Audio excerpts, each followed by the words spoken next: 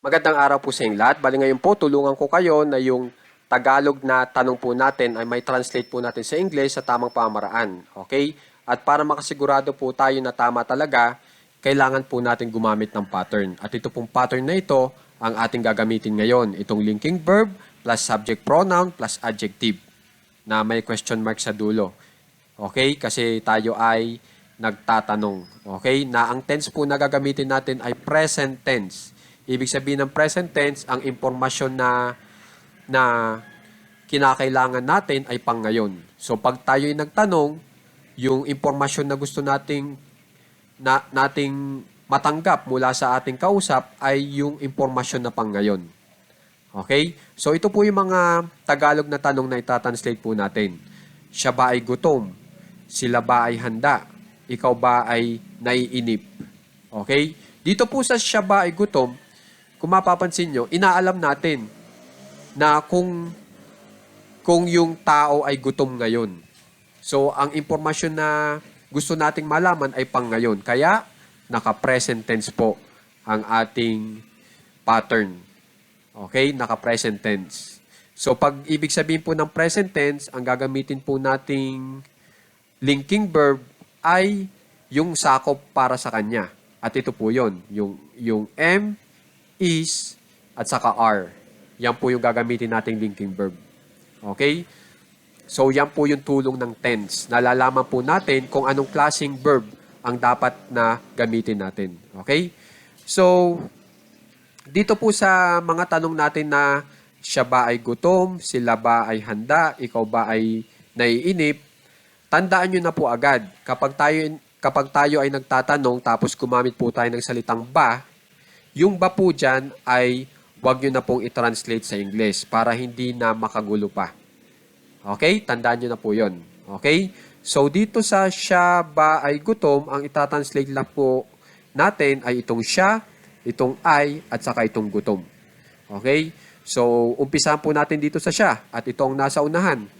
Ito pong siya, kung mapapansin nyo, ito pong tao na ito ang pinag-uusapan natin. At kapag sinabi pinag-uusapan, yan po yung tinatawag na subject sa Ingles. Okay? At kung mapapansin nyo, ang subject po natin dito sa ating pattern ay nasa gitna. Nasa pangalawang posisyon. Kaya ito ay dapat, kapag in-English po natin, ay nasa pangalawang posisyon. Okay?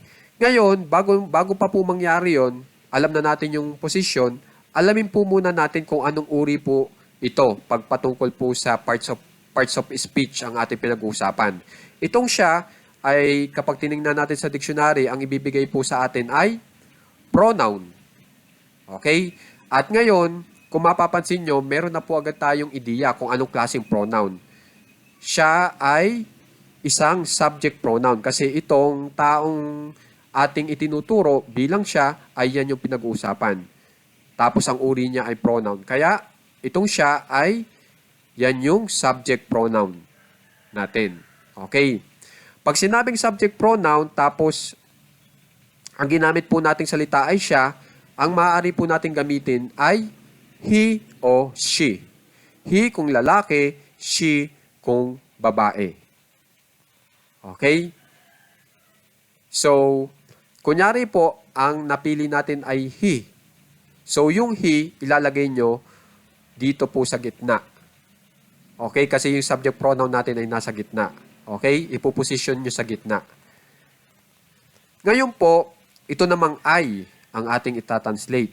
Ang I po ay lagi kong itinuturo sa inyo na sinasabi ko na maaari po natin yan ipantumbas sa tinatawag na linking verb. Okay? So, yung linking verb po natin dito na kung saan ay sakop ng present tense para ang maibigay natin ay impormasyon na pang ngayon ay ito po. Ito po yung mga linking verb na maaaring gamitin. Itong am, is, are. Okay? Ngayon po, ang linking verb po ay bumabase sa ating subject, sa ating pinag-uusapan. At kung mapapansin nyo, ang ating pinag-uusapan nga po dito ay itong he. Yan yung aking inihalimbawa. So, yung he po, ang tamang linking verb para dyan ay ito na, itinuturo ko na. Itong is. Okay? Ang is po ay maaaring gamitin ng he o she. Kaya yun po, yung is. At sinasabi po dito sa ating pattern, ang linking verb po ay nasa unahan. Kaya itong I, pag tinranslate natin sa English, ay ipinuposisyon sa unahan. Kaya yun, yung is. Okay? Tapos po mangalawa nga po yung subject pronoun. Okay? Tapos ito naman pong gutom, kapag yan ay in English natin, ay hungry. Okay? At kapag tinignan nyo ang uri ng hungry, pag ang pinag-uusapan ay parts of speech, ay adjective.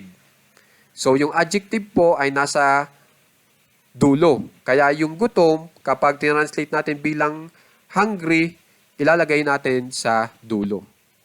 Tapos, question mark sa dulo, pinakadulo, ayun, question mark. Yan. Na-translate na po natin ng tama yung siya ba ay gutom. Is he hungry?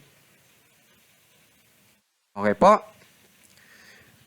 Ngayon po, may pagkakataon din po kasi na itong siya ba ay gutom ay maaari nating sabihin bilang gutom siya o kaya gutom ba siya.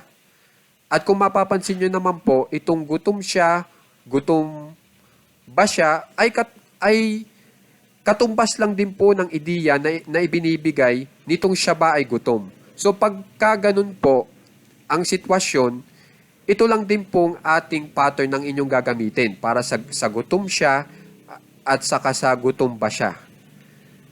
Okay po? Ngayon nga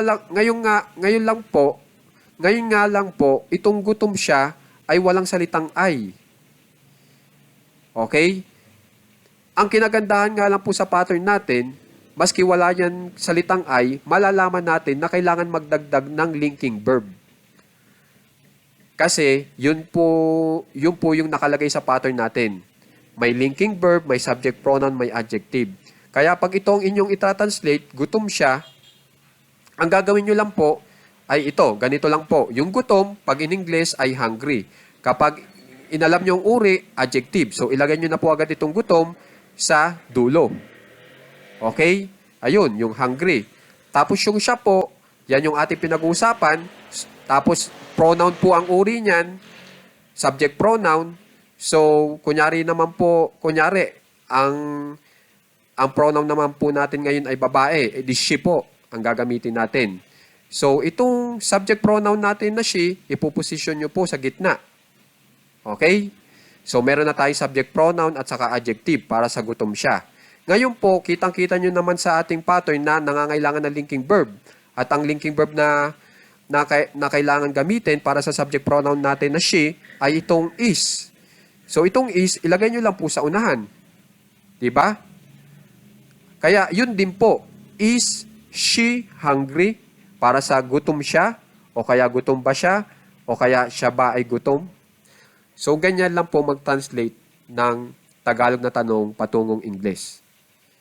Okay? So, ganyan ka-importante ang pattern natin ngayon. Kaya sana makikitandaan po itong ating pattern ngayon. Okay?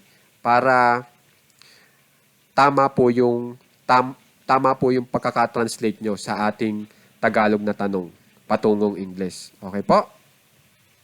So, sana makikipag-aralan po itong ating leksyon kasi kung mapapansin nyo, ito pong mga tanong natin na ito ay gamit na gamit. Okay po? At saka makikitandaan po itong linking verb natin na naka-present tense. Itong am, ang kapareha ay I, yung is, ang kapareha ay he o she, ang you, ang kapareha ay are, yung they, ganun din po, are, yung we, are din po. Okay po? Sana malaking tulong po ito sa inyo, itong ating aralin para mapabilis po yung inyong pag-translate ng inyong Tagalog na tanong patungong English. Maraming salamat po.